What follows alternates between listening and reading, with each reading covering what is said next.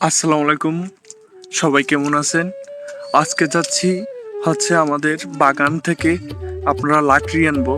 এখন আমাদের বাড়ির দরজা থেকে বের হয়েছি। দেখুন আমাদের বাড়ির দরজায় কি পরিমাণ কাদা। দেখুন এই আমাদের বাড়ির দরজা হচ্ছে কি পরিমাণ কাদা। এই কাদা দিয়ে যাচ্ছি। বৃষ্টির সিজনে আমাদের দরজায় প্রচুর কাদা হয়, কারণ প্রতিবার বালি দিই, বালি আপনার ধুয়ে আপনার এই ব্যারে পড়ে, এই জন্য এখানে কাদা হয়। চলে আসলাম আমাদের বাগানের এই জায়গায়। এইটা হচ্ছে আমাদের বাগান। এই আপনার একটু হাঁটলেই আমাদের বাগানের কাছে পৌঁছে যাব। এই আমাদের গাছ, এটা হচ্ছে শুধু রেন্ডি, চাম্বল, মেহগনি এইসব গাছ। তা আমাদের লাকড়ির বছর সংকট, এই জন্য বৃষ্টির সিজনে লাকড়ি নিতে ডালগুলো কেটে ফেলছি। এই এখন ডালগুলো নিব। অবশেষে আমাদের বাগানে চলে আসছি। এই হচ্ছে আমাদের বাগান।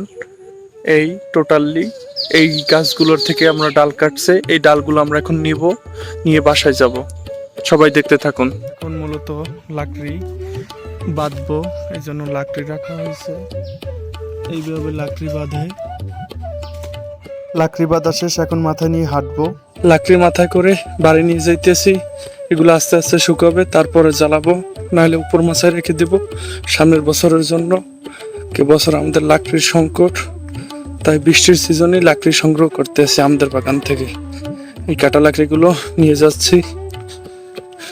অবশেষে দারু নিয়ে বা লাকড়ি নিয়ে বাড়িতে ঢুকলাম। এই বাড়ি দিয়ে যাচ্ছি পিছনে গিয়ে এখন লাকড়িটা ফালাইয়া এখন আমি গোসল করতে যাব। সবাই সুস্থ থাকুন, ভালো থাকুন, আল্লাহ হাফেজ।